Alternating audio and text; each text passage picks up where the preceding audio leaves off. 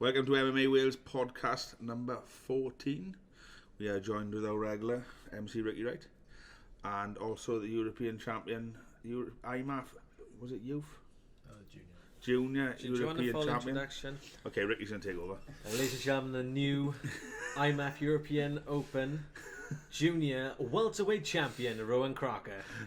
That's how it's done. And Will Bladen Bladen from KGB Gym. Fights different rules when he's home, and when his missus will let him. Last time she wouldn't. They get him mad the next day. Terrible excuse. Okay. Is that true? Did he fight the day before you got married? No, I tried getting him to fight the day before he got married, and he had like a big pansy attack as if it was a big deal. Yeah, I know. How cool would he have been if he fought the day before he got married? That's hell of a stag night. You know, traditionally stag nights are meant to be the night before your wedding. You know, and you end up getting a pasting somehow, get tied to a lamppost. Him in an MMA fight or a kickboxing fight. That's one way to show up to your wedding. That's exactly what I'm trying to do next year. But yeah, we'll see if I can get on salads in that first. Okay, so firstly, Roan, well done. We've been trying to get you on the podcast since you won it, but you were being a bit stubborn. So we stole his medal and said he can't have it back until he comes on the show. If you want to show him your medal, show me medal. Now that it's back in possession. So when you went out to the Euros, hadn't fought at all. Never had an MMA fight. Done plenty of jiu-jitsu competitions. Yeah. What was your expectations? To be honest, to lose, I didn't actually expect to win anything. I doubted myself quite a bit. You weren't the most confident going. No. But sometimes people thrive off that, don't they, really? Well, you see people really confident lose, and you see people not confident win all the time. Do you know what I mean? The first time I met Roan was out in Romania the week of the European Championships. And you had the whole team there, and obviously Scott Pedersen has been here before, and a few of the other boys have been before, but you were quite shy and quiet, and obviously you were the youngest of the team. There was another junior on the team, I'm not sure if you're older or younger, but you were the youngest, one of the youngest on the team. Youngest Welsh on the team. Definitely the youngest Welshman on the team.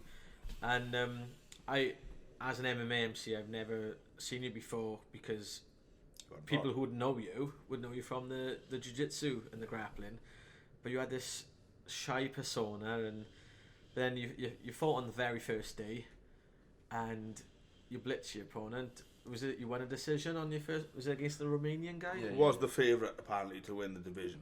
I'm told 7-0 record. And I remember after you had a conversation with Chris, and I bumped into you in the corridor, and you were like, "Oh yeah, I kept forgetting I can hit him, and I really liked that."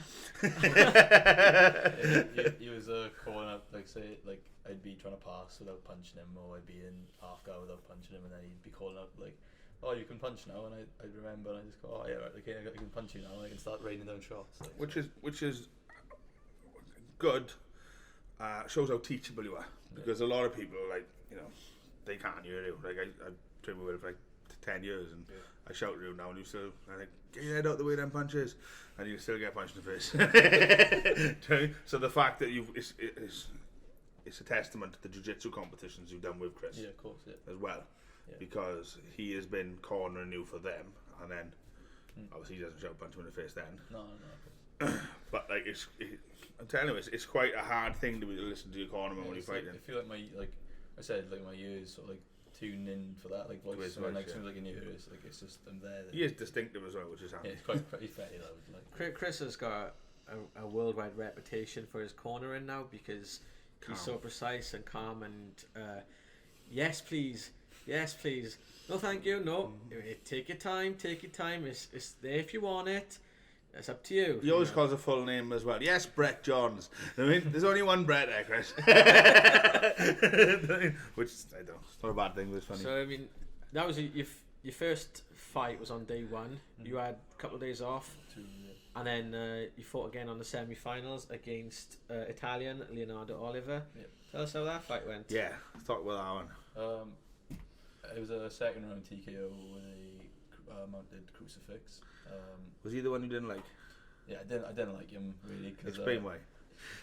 on the first day we got there to do the pre-weigh-in, so like the check-in day, and the hotel lobby was like here, and like there'd be like a revolving door, so like you'd walk in, and as he was coming out as I was walking in, and I just felt his head just like I was walking past, and he just like followed my face sort of thing. So staring you out all I the walked time. past, and I thought, I'm sure that's my phone, and like we didn't even know if we were fighting yet because the draw hadn't been made, so he didn't even know if we were going to be fighting tomorrow or the next day or whenever, and so yeah, he was mean mugging me the whole week, and after the first day he had fought as well, so I had won and he had won, and he was still mean mugging me. So whenever we go for like the dinner in the evening, he'd like pick his plate up and like make sure he could find me, or when when we were fighting on when we weren't fighting on days like I've got the last sausage.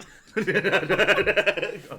it was like when I had days off, so like I'd be sitting watching the fights all day, watching teammates. He'd obviously have days off as well, and he'd find a way to just like, if we were sitting close to each other, he'd walk like the certain ways we could brush my knee and make sure just anything to sort of like try. It's like being back in school. Try and get in my head. So did it intimidate you at all, or did you just thrive on it when the fight came?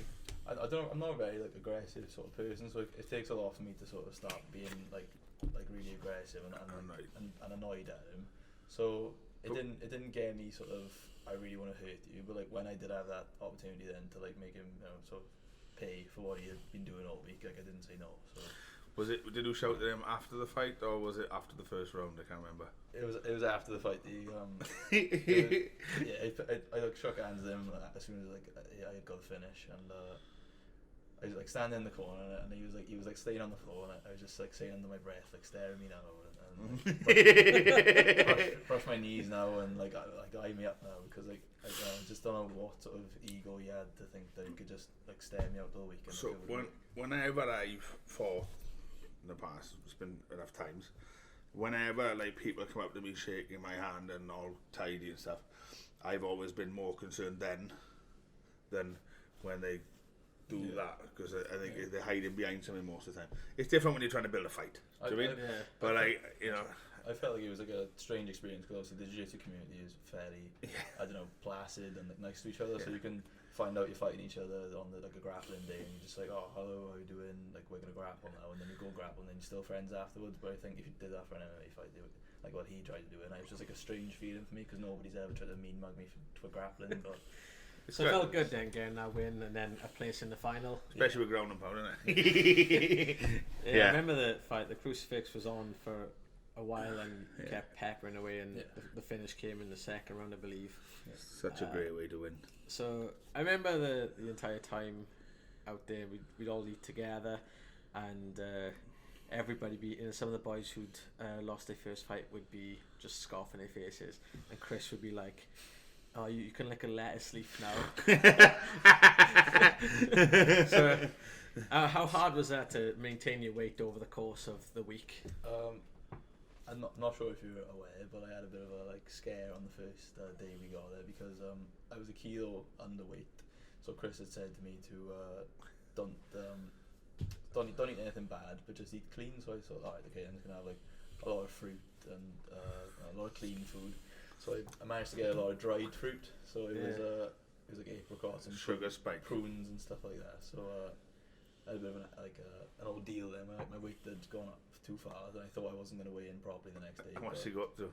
Like, I think I like ballooned up to like 79, and I jumped on the scale, and I was like, I got to be 3. Like, I woke up 76 today. What's happened to me? But luckily, I trained in the night and then woke up the next day. Like, see, fruit's bad for you. Yeah, telling you. Don't eat fruit, kids. Across the week though, it was fine. Like I sort of, because we had 2 days off in between, I had a lot of time that I could have gone into the shop, or maybe I could have, but I just had to stay focused and just drink a lot of water, and at meal time just have one plate instead of going up and up and up and pushing the boat out of it. But it was fine in the end. It's mad how like dried fruit, like raisins and stuff, or even actually just grapes around, right? They can have that effect quickly. In the final, you fought Vladislav Kehlbeck. Yeah. He's either German or Austrian. German. Yeah. He's the Ethel brothers who came over to the tent. He's one of their guys, and you managed to get the submission in there. So in 3 fights, you've got a decision, and a TKO and a submission, and then you come off for the gold. going into the fight that morning, do you have any expectations of winning, or was it back to nervous? Yeah, so, it was similar. At the in the warm up area, you could like sort of see each other in separate rooms. So like if you wanted to, you could definitely mean mug each other the whole time. And on the first day, I was like sort of hiding from my opponent because there was like a little alcove where you could just like run up and down and you wouldn't be able to see, and they wouldn't be able to see you. So on the first day, that was me. Like I was hiding my opponent from I didn't want to look at him. I didn't want to see him. But then on the finals day, that was him. The roles had reversed. Like, I really wanted to look at my opponent and just like know this is the person I'm fighting. But he was staying in the alcove and avoiding eye contact. So it was a strange dynamic to go from the first day being really frightened and not wanting to like sort of engage in eye contact to the finals day where I was really up for looking at my opponent and knowing I think after the first 2 wins, I was definitely just like I'm here now. I got one more fight and I'm winning it. And that's I think beating the most experienced fighter there in the first fight, and then getting a finish from ground and pound in the second fight is a lot, isn't it? You know what I mean? Yeah. Going from no fights at all to them 2 wins, you got to be beaming going into the final. I think. I mean, it's like, how do you enjoy this fight? Easy. Do you know what I mean? Yeah. It's just, you know, as I say, the name, like back home, trying to watch it online and stuff, and from when you went. And it was like, oh, Scotty fought first, I think, and there was a couple, and then all of a sudden, Rowan, so then all of a sudden Rowan's finished on the ground and pound. It was like, right, okay, now he's in the final. Do you know what I mean? You know what you can do here, like, do you know what I mean? Because before everyone was quiet about him, and I was like, wow, fuck, do you know what I mean? Rowan's there, but it's good fun. The only thing is, like, it's funny now because before, if you were looking for a fight, it was like Rowan the first timer, and in 1 week he's gonna turned into Rowan European champion. Yeah. It's a little bit more difficult. Because everybody going to fight next now is obviously going to be pretty good. Like, no more warm ups or anything. Like, I've only fought 1 week. that's the weird thing, like, because obviously it would have taken a long time to get that then 3 fights on the regional circuit. But like, because it was in 1 week and it was all over so fast, it doesn't actually like sort of feel like I've actually done it in a sort of way. Like I'm looking at it, and it's just like you've done your debut. It's just gone. I feel like I've got to make my debut again. Or like it doesn't feel like it's happened. Because I guess with the format tournament of IMAF, you don't really get the walkout, the sell tickets and entrance. The drunken music. Welsh women. But yeah, drunken Welsh women and ring girls. It's all the all important ring girls, you know. Top off. So guns out. So of course you're scheduled to fight coming soon at the Beijing World Championships, Junior World Championships with IMAF again. Of course, as the gold medalist from the Euros, you will be seeded first. You will be walking into World Championships. Ranked number 1 in the world. Ranked number 1 in the world. Do you feel there's added pressure? Oh man, is that like in 1 week? I'm gonna feel. He doesn't want to smile, but he's gonna. Feel pressure. There's definitely pressure to like, obviously to perform again. I think like going to the Euro, they didn't have any expectations to even win. So like now I'm putting an expectation on myself to win again, but that's obviously bad for me. So now they know your name, mate. But yeah, I'm pretty sure my opponent from the semis, the Italian who was mean mugging me all week when we were speaking before the medal ceremony, he said because his team's like funded by the Italian government, like a lot of other European countries are, he said that he's going as well. So hopefully I get to punch him in the face again. Yeah, it is nice to punch different people in the face, man. I mean, this time, because it's the World Championships, you will have a lot more people. You got the Americans come in, which will bring their wrestling pedigree. You got the Japanese who also got a wrestling pedigree and like a different sort of style of striking, and you got the Australians who just well-rounded MMA fighters. It's a total different ball game time, you know. So it's gonna be good in Beijing. Especially because it's like, well, as I say, it's the other side of the world. Really, it's not like you're fighting in Europe again. Yeah. So you will have quite a few. I'm excited. Like I know there's going to be a bit sort of a better pedigree now because it's obviously it was open, but now it's like people want to come to the world championships and win a world sort of title. So I'm excited to fight a wrestler who wants to take me down because I like being on my back anyway. So it's not, what about the wrestler that doesn't want to take you down? Take it down. Try. Flying arm bars. And of course, recently this week, it's been released that there will be prize money towards the medalists, the best team, and the best fighter of the week. Does the financial gains give you an extra incentive? I was always going to go anyway because after the European, I knew the Worlds would be coming, and I want to go and better myself again and fight again. And I did enjoy the IMF setup, but the money's just a benefit. I was always going to go, but the money makes it even more just like, well, yeah, I suppose an incentive to go and win again. Yeah. It's easier to ask for sponsors now as well as you being champion. Yeah, it's much easier. It's not more just a sponsor, a grappler, and stuff like that. So say you become world junior champion now. You would have had 3 fights and probably another 3 fights out in the Worlds. Yeah. That means you would have had 6-year fights as in your amateur days, and none of them in your own country. That's bonkers. So what we're saying is, when we're going to get on adrenaline? Headlining. I've always gone to like a grappling tournaments on my own as well. Like, I never wanted my parents to come or any of my family members to turn up. Like I liked going away and doing. Like, 'cause if I lost, then it didn't matter. Nobody could see it happening. So to fly to Romania and fight, nobody can see it. Well, they could see it, but nobody was there to see it happen if I did lose. And nobody can fly to China unless they do. But like I do like going away and just being. But at some point, you got to fight in front of the people. I can see you. Set one up like a dark match. But yeah, I think like that's maybe when the nerves will really kick in. I suppose when he's got to do it in front of people that he knows. I don't know. He's always like under adrenaline. Like I called him DJ Roan last show. He DJ'd for the show. The show before he gave all the gloves out. Jorgen from Sweden calls him Golden Boy. He does a bit of everything. And fair play to Rowan, because I was looking over and Reese was meant to turn the music off. I was like, Reese. And then Rowan would always give him a nudge. Reese wasn't paying attention. Nah, he was chatting up some girls. Has he got a girlfriend? Yeah. Shouldn't really. He hasn't been with her long. He edits. Do not cut that. Nathan's editing. Right. Ricky, right? In trouble again. Yeah, you know what it's like. Brilliant. So anyway, good luck to you out in China from us. We have another guest here today, Will Bladen. Tell us a bit more about yourself. I've been training with James now for 10 years? About 10 Yeah. years now? Listening for about 5. Yeah.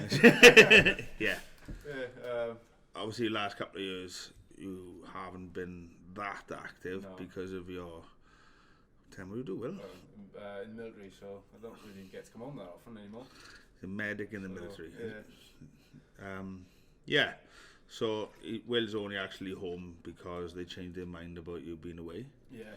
They sent you away and sent you back. Yeah. And then when you're going away again. Yeah. So yeah, he'll be in sunny Afghanistan for Christmas. Lucky bugger. Can't wait. Yeah. So what's happening with you, Will? What do you mean? In the army, what's happening? Well, just at the moment, just getting sort of shipped about everywhere. Getting sent from Afghan to America, and then to go back to Afghan to finish off for the year. So hopefully next year now, when I'm back home, do a bit of training, sort of get back into it a bit. So because obviously, like, more. I know that of recent years, even though you haven't been home much, you haven't you've been doing a lot of boxing. Yeah. So tell us about that. Yeah, so in work as a medic, we don't really box much, so it's like not a done thing in the military. But the infantry, they're all over it. Like, they love their boxing; it's a big thing there. So when I got to the battalion I'm with now, they were big on boxing. So I was chatting to a couple of the boys there, started training with them, then got invited onto the boxing team. So we got to go out everywhere. Then we were going down like David Hayes Gym, West Ham Boys Club, Legends Gym, and all places like that. So we got to train with like David A, Billy Joe Saunders, like, a couple of British champions then. So I did that for about 6 months, just solid training boxing. So but I only ended up having 2 fights with that. One was at heavyweight, where I managed to lose. In the tell me about that. Yeah. So we made it to the semi-finals of the Army Championships, and it's like a team event. So you have 5 fights. 7 fights. So first 4 wins. We were fighting the Paras, and they had a thing with the Paras a couple of years ago. So it was a bit of an ongoing feud, if you like. So it came down to the last fight, and It was 3-3, right? And Will was final. Right? Yeah, so I was pretty confident. Like, tell them why they were chanting. what was that? Bladen's gonna get you. So I think they thought I was going to knock this geezer out, but I'd come up from light heavyweight. Our heavyweight had got injured, so I was meant to be fighting light heavyweight, so it was a bit of a shuffle about. But I think they thought that I was going to do better than what I did. So I came out because I weighed in, I think, 84 kilo. He weighed in 91. I think he weighed on the limit, and he was about 6'3", so I'm 5'9". So I think they explain this because this is like I've heard it first, and then I heard it with what was going on. It's like, so the only people in the crowd are the people with your regiment. So, yeah, my battalion was there, and then their battalion. And that's it. They were going at it. Like, going at it. Last fight now, so it was all on me, wasn't it? So. So I thought he was going to come out of the blocks. I thought he was going to come at me and try and like take my head off because he was bigger. And I thought, this is going to be my sort of fight. I won't have to work to get in or anything.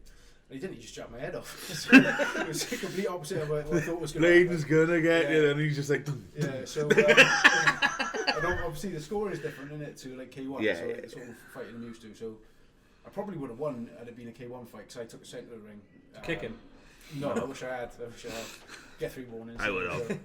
I would have. Whoops. So I took the centre of the ring. Take him down. And he literally just kept jabbing me in the face and then moving round, but it wasn't doing any harm and it wasn't affecting me in any way. So every time I was landing, it was a heavy shot, but he'd like land 6-7 shots. I'd land 1 or 2. Yeah. So obviously I was losing, but yeah. So I was like trying to chase him down. It was a big ring as well. It was the biggest ring you can get, so like, I couldn't cut him off properly. So he just did everything he should have done, really. Didn't do what I thought. So you lost. Yeah, I've got a mate who used to be a Royal Engineer, and him and 2 of his mates were just hanging around this pub, and there was infantry in it, and there was paras in it. And he goes in there, and he stands up on the bar and goes, "Para in the sky living, proof the shit can fly. Infantry rules." And then everyone starts riding, and my mate just sneaks out the back door. So like, I kind of know the sort of rivalry that the different regiments have with each other. So I could just imagine all the pressure on you. So well, it wasn't nice. I'll be honest, but the boys were pretty good about it afterwards. I think they took it well. It happened the year after as well.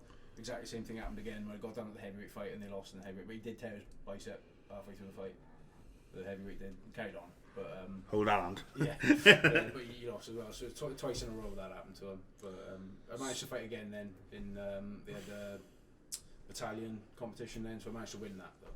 But it was only what I had to bite the final. So of course you've boxed. Yeah. You've fought K1 and Lots of kickboxing. Yeah. And you've had a few MMA fights as well. Yeah, I've had a couple of MMA fights. All amateur? All amateur, yeah. So the first one was years ago, and it was like my second fight. So what do at this point now? So like obviously we spoke about as of February you're home a lot more. Yeah. And you want to do a bit more, fight again. Yeah. What do you want to do? And I don't mind, right? I think I'd like to go back to K1 for a bit. Yeah.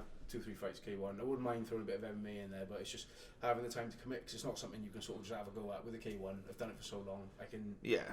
8 weeks training. 3 times a week, and then you can go running. But like with MMA, there's too many aspects. So we joined with Roan, who's been developed through the IMAF setup. Of course, you've only fought amateur MMA. Is that something you'd like to do in the future if you had the time? Yeah, definitely. I really enjoy it.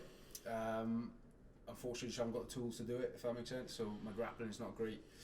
But it's good, like having the training partners we've got here because they're all quite high level amateurs. So you've got like Will Davis, like Roan came up with before he went out. You've got Rory up here. You've got all good boys to train with. So I do learn a lot from them, but it's sort of picking bits as I go along. So I haven't got the time to commit to come to the classes all the time. So I would like to get back into it. Okay. Right, we have got to take a short break now before we keep talking and the cameras have run out of tape. So, see you in a few minutes. Welcome back to part 2 of the MMA Wales podcast. We are now joined with Scott Pedersen. Thanks for Will Bladen for coming on earlier. The reason we got Scott here and as well Rowan has kept stuck around. This week we had Brett Johns in the UFC fighting his 5th fight out in LA, and we got his teammates here to talk us through what happened in what should have been fight of the night, maybe. I think he was robbed. He should have had a bonus. 50 G's. 50 Gs. Yeah, I don't think. Like No. for instance, right? I was saying this the other day.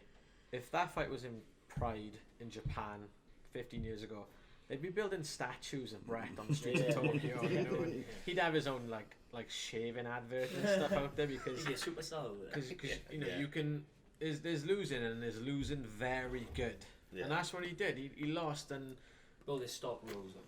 Yeah, stock rose, and you know he was outgunned in the kickboxing department. But I said to you earlier, if it was a boxing match, I think Brett would have won. His boxing looked improved a lot. I mean, the only problem is with the boxing is you got to close distance them. Yeah.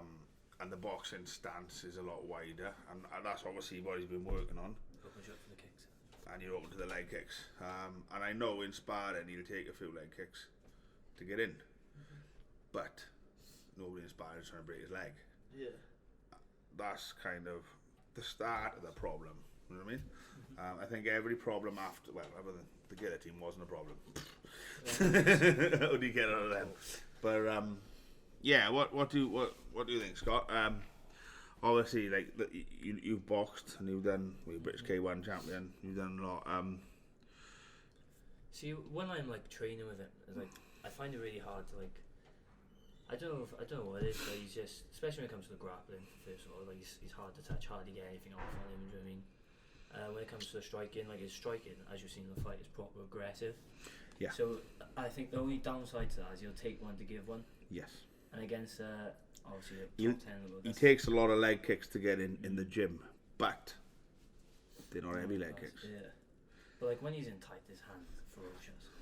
Like we seen in the third when he came out southpaw and he thought like kind of like, oh screw it, I'm just gonna go at him. Just catching him all over the shop, do you know what I mean? So but yeah, so Like he was sparring up here with James Lilly, who was a professional boxer, and the boxing, it was really good. You know what I mean? The sparring they were doing, but neither of them were going to throw kicks. yeah. And then Brett didn't want to go to the floor, so it was like watching boxing, which it was good. You know, he'd done really well with James, and James will tell you, right?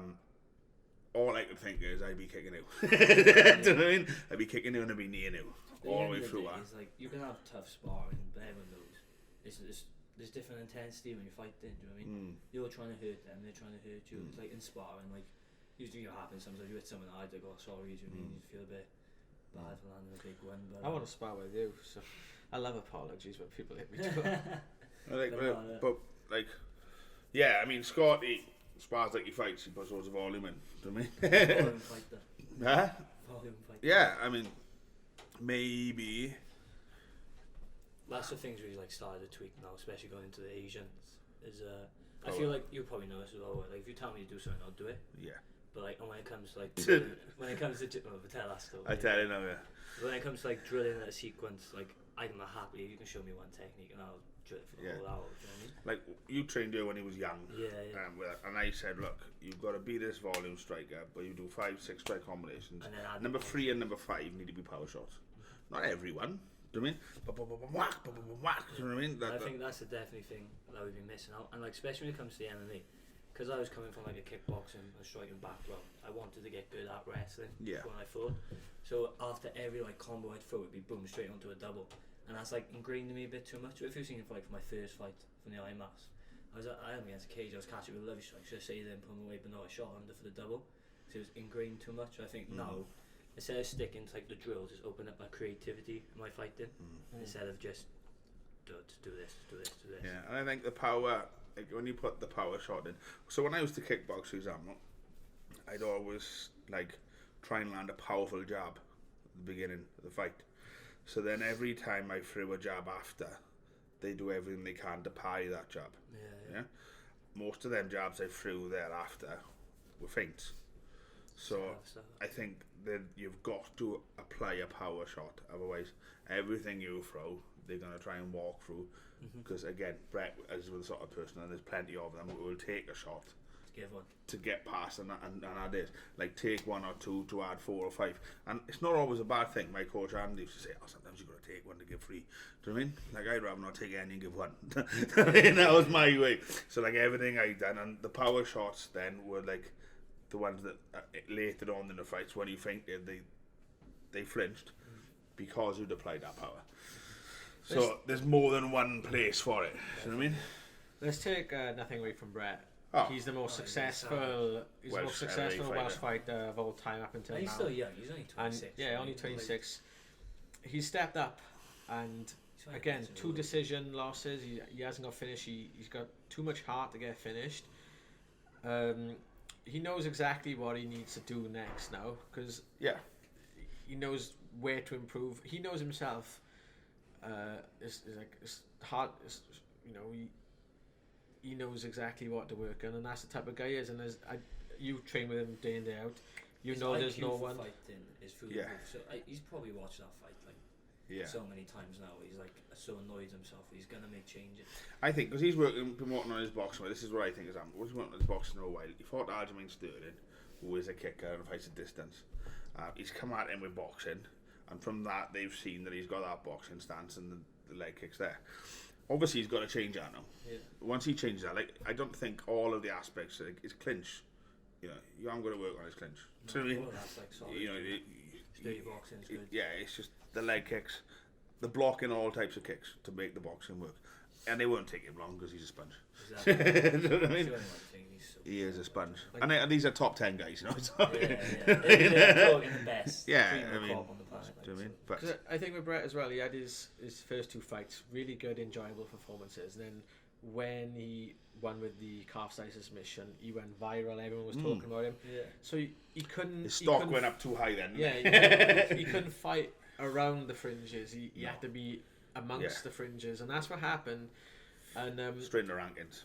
Maybe a step too soon, but I think both coming off the back of them 2 losses against world beaters, he's going to improve, because that's the type of guy he is. You guys train with him week in, week out. What does he like to train with? And tell us anything you can that we don't already know. Like, he's one of the most competitive people I've ever trained with. Like, if you catch him with one thing, he's like if you spar with it, you catch him with a clean shot.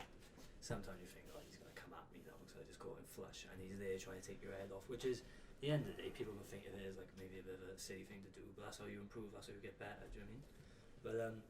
But like you said, when we're grappling with him, like leading up to this fight, obviously, because Pedro's got his guillotines off the chart, his grappling's class.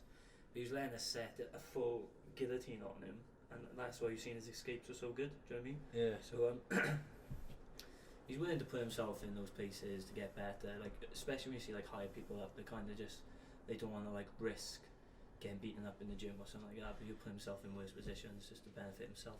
Another thing I'd say as well is even though he's obviously top ranked UFC fighter in the best organisation in the world, he's never after shied. adrenaline. He's never shied away from helping out the rest of us. Even though he's got fights coming up, he's always gonna. Mate, he's a gentleman from take time. There's no 2 ways about it. I find that he's meant to come on when he returns from America. He's out there having the time of his life now, enjoying it every day. His missus go and get the drinks because he's on crutches. But he's got no issues coming on, promoting himself. No. Coming down here and doing it. No. He'd help out with our podcast. Yeah, I mean, like a lot of people you hear that it's front. Do you know what I mean? It just so isn't with Brett. And Brett, he's a star of Welsh language television as well. He'd be on Heno, he'd be on Hanch and all the other Welsh speaking. Jonathan. Yeah. He's a Welsh language celebrity, and there's been a lot in the news lately about people trying to, take away the Welsh language, and Brett's there fighting it. So it's not a more passionate guy in Welsh MMA, UK MMA than Brett. Yeah. And I can't wait to see what he does next. I don't know who he's going to be matched with next, but I'm hoping he gets a fight in Europe so everyone can go along and support him again. Especially UK can't be brilliant with it. Do you know what I mean? But I mean, he's going to need some time off to recover now because that was a war. He's active as well. How many fights did he get? What's he been in the UFC since? You need some time. We need some time. 15, is it? He made his first fight. He ended. 2015. 16, yeah. He's been there 2 years. He's had 5 fights. Yeah, and he's in the top, top 13. I'm looking forward to seeing him next week on the podcast. I think next week he said he'd come on, but as I say, we got to make sure everyone can be here. But yeah, I mean, I've spoken to him since via message, and he hasn't changed. He was just smiling. He I spoke was to us after the fight, he sending me pictures of his smashed up face. Yeah. I FaceTimed me after the fight, and he was in like the hospital bed, and I was like, "You right, son?" He was like, "Yeah, you know me, I love a scrap." And he's like, he's been annoyed before. I think he left. Was it a fight in Scotland? He was annoyed because he left without a black eye. So like he loves the tear up and all that. I think I think the most impressive thing to me, right, is of that fight. He could have easily just given to one of them guillotines. Oh yeah. And just nobody, but like nobody used to go out from a strike, did they? No, they were, but like the guillotines they were on, you know, he could have easily just thought, I've had enough, but I'm not progressing, you know. I'm in agony. It's hard for waiting on my leg, and he shit on the floor. He could have easily tapped. No, and he was make him sit down. Yeah. And sit, like, after the leg kicks, how many fighters have been like, my leg's screwed, I'll get a switch doctor. downs. He's like, Chris was like, oh, John, you won? He's like, yeah, I won. And he went up top goal, tried to take his head off, do you know what I mean? So, like you say, he's an animal. Like we said on the previous podcast when we previewed the fight, Brett, he from the Sterling fight, even though he was down on the cards in the last round, he threw the Hail Mary, he tried everything just to get the win. He went for the knockout, he went for the flashy stuff, and again, this fight, it was the same thing. He didn't stop trying to win to the very last minute. There's no dying it, do you mean? I think he needs another style fight, doesn't he? Just 30 seconds. That's what we need anyway. Just another one of them, giving more time to recover. Especially when you're watching him as well. Like, obviously it's different when you're watching fights and then when you watch your teammate. Yeah. Like sometimes you think I get more nervous watching my teammates than I do when I fight. Oh, definitely. But, it's horrible doing it. I'd rather fight into a corner. You know what I mean? It is that. But yes. He'll be back. So anyway, we got you on the show now. We spoke to your teammate Roan earlier about going out to the Beijing World Championships. Of course, at the same time, they will be hosting the Asian Open Championships. Seniors, yeah. You were for the seniors. You were entering that. Tell us about that. Yeah, I can't wait. Especially after the European Games, I was expecting to go out there and medal. Do you know what I mean? And that didn't happen. Lost the gold medalist. So the 2 times you've entered an IMAF tournament, you've lost out to the eventual gold medalist both times. Yeah. I mean, can you try and meet him in a final? Even his coach came up to me and said, like, to be fair, like I think I gave him his toughest fight, and he blew through everyone. He did. And then his coach even said, "Oh, it should have been doing the final." But at the end of the day, it's a draw. It is what it is. Yeah, I mean, it's a draw. You've got a fight before then as well. Let's just mention that. No, that's after. Is it really? So I'm fighting in the Asian Games, coming back 2 weeks later, final cage over. That's right, they changed the date to the Asian Games. Yeah, and you want to fight on my show. Yeah. So you want like 10 fights in a fortnight then, Yeah. What if they passed him? No, you love it. I would have put it. You know, you got a lot of fights the week before. No, promoting stand fight that week. But, I mean, you're 22 now, is that right? 21. And so he's only just missed. 1 year. Scary, like, not just MMA, but your boxing and your kickboxing. How many fights have you had combined now? 10. I'll go on my phone. Calculate that out. Yeah. If I asked this 10 plus 11. If I asked this to Brett, you'd know straight away. Yeah. This is from the he knows. From the age of 10 now. I've had a total of 113 fights. that doesn't count like grappling tournaments or anything. Yeah, I've chucked them in as well, mate. That does count. Do us a favour, bleep that out so when I'm trying to match him, it's not so difficult. Well, that's another thing as well, which frightens me. Like, is I think like if you look at maybe my last 10 fights, I genuinely think I've fought the best amateurs I possibly can. And like, he fights people over from Sweden. Do you know what I mean? Bogdan from Austria. Tobias. So it's like it's lucky enough to get like a promoter like that to get those fights in. But what annoys me is like you see these boys in the top 10 and the amateur rankings, and again we're fighting amateur player. Do you know what I mean? It's like they're scared to fight. They're 9-0, 10-0, protecting their records. Like I'll fight anyone. I seen a Tapology record the other day. A middleweight who's ranked number 1. He's 8-0, and he's sort of fighting ultra rules. You just, do you know what I mean? But like on a different show. But it's just like I think it was 2 minute rounds and stuff, but he hadn't lost, so he keeps going on it. They don't say that the rules. Yeah. And I watched him, and he's very like. I would have put one of my first timers in with him. Do you know what It's mad, isn't it? I mean? But it's like, what's the point in doing that? Like, what's he getting out of it? You know? I used to fight at middleweight if I can get the weight Undefeated, off. you know. Put me in it. Put me in it. Undefeated, You yeah. know? 1-0-1. The only, I was going to say the only undefeated one here is Roan. So. Oh, right. But no, it is a bit annoying, like, because you're just fighting. You gotta say is that, like, I watched the Scott's opponent fight the other guys on the tournament. I'm sure you did as well. And he did genuinely like blow through, like, you know, he knocked out the Who was this guy? Sorry. His name is Pablo Shevchenko. Yeah, He's good. He did From Ukraine. Ukraine. Basically, there's Pavel Shevchenko. I've never heard of him from any tournament before. I don't know whether he was in Bahrain, but he comes across, and you had some other coaches from other countries trying to prove that he had a pro record because they were He's there. that good, yeah. And you know, it weren't. They looked him up on YouTube and he had shinies on an 8-ounce glove, so she was like, She's a good but fight. he was just like, who did he beat in the semi-finals? The Beat, Lithuanian yeah, guy. and he done well in the Worlds, I believe he took The bronze. Lithuanian guy. What's his name now? Yoga Christensen. No, that's the Romanian guy. Romanian, He's got a Brazilian name, yes. yeah. He just- Teixeira. Jose. Yeah, Luxembourg. Yeah, he fought. Yeah, that's it. Luxembourg. Jose Teixeira. He's just like grapple wizard. Yeah. Like him and Ash, if they ever met, that would just be like one for the grappling purists. You know, that's how good he To is. write his name down. I thought that'd be a great fight for Scotty on one of the adrenalines, because Jose Teixeira is just a different problem for you altogether, you know. And I thought, And that's what you want to see as an amateur. You want to see all aspects of fighting styles. So when you turn pro, and That's the exact See, point in having like, it. do you know Why not fight a black belt? exactly, Do you know what I mean? people are scared to fight Ash. Obviously, I can't be my teammate, and he's Yeah. not my mate. Like, but if there's an Ash equivalent in some other gym across the UK, I'd fight him like that. Do you know what I mean? You know, a specialist, you're going to get a specialist now. And I just thought, you know, he's a jiu-jitsu specialist. All right, you know, he could make you look silly. He makes people look silly sometimes. But you're not getting knocked out, I mean. You know what I mean? It's like, there is a difference now, you know. I don't want to wake up. Or at least remember it. I mean, Yeah, his opponent in the Worlds didn't. Did he? no, that's You went out twice. Didn't Yeah, that was sick.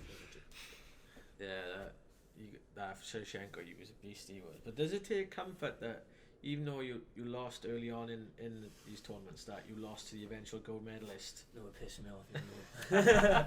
But that's a good, like, do especially you just hate it when people write down, I went out in the first round to the eventual gold medalist? Yeah, That does yeah. my head in. Yeah. So I agree. It's like, and they do it in jiu-jitsu competition. What it is, I went out first round to the guy who won eventually. Yeah. I mean, It's like, why do you need to tell people? shut There's up. loads of shit going into fights. I mean, there's loads of like, you're never gonna have the best training camp going into a fight. There's always stuff. There's always things pop up. Do you know what I mean? Tell him what was wrong with you.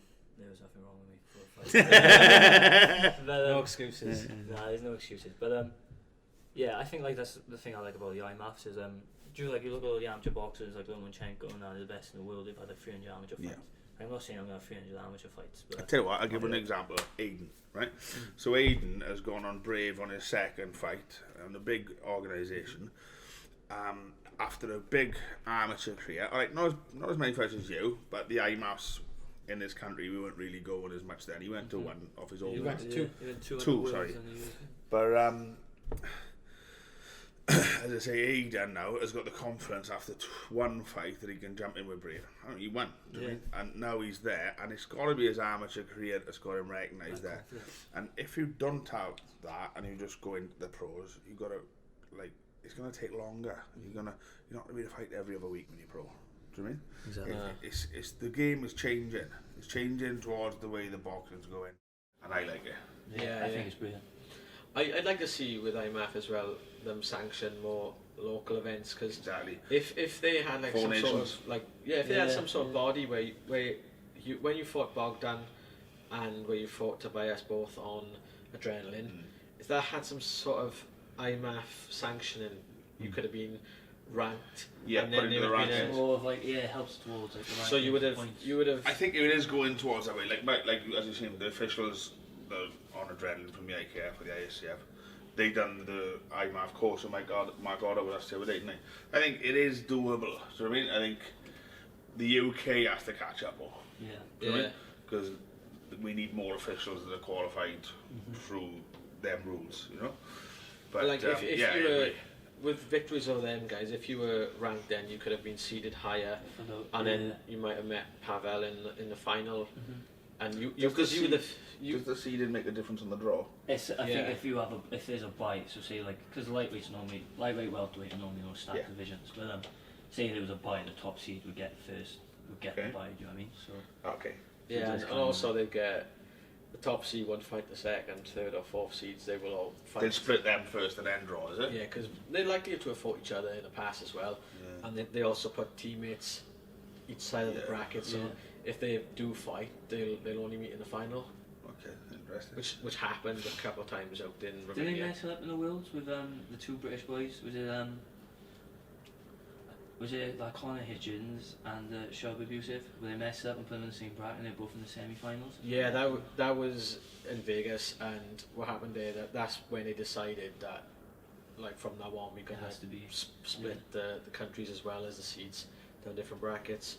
Because you had some, like there's the two Irish guys in the final in the heavyweight juniors, you had the two Swedish girls. They went to war. Some of the Swedish they take people's heads off. This one Swedish girl, Ellen. Well, that's what they do. They just run around you. It is literally on a body, which is pretty sad. That Frida Vastamaki, like Andreas Giorgio interviewed her after, and she's so like timid and sweet, but then that knockout where she landed, where she knocked that girl out, hit the flying across, didn't know, and then she got back up and she was like, "Do I hit in the face?" And the ref just called it off there. I mean, that was something special. No, I think like it's evolution of the sport. At the end of the day, MMA was it like 20, 25 years old? UFC's 25 years old. So say 30 over like that, but then.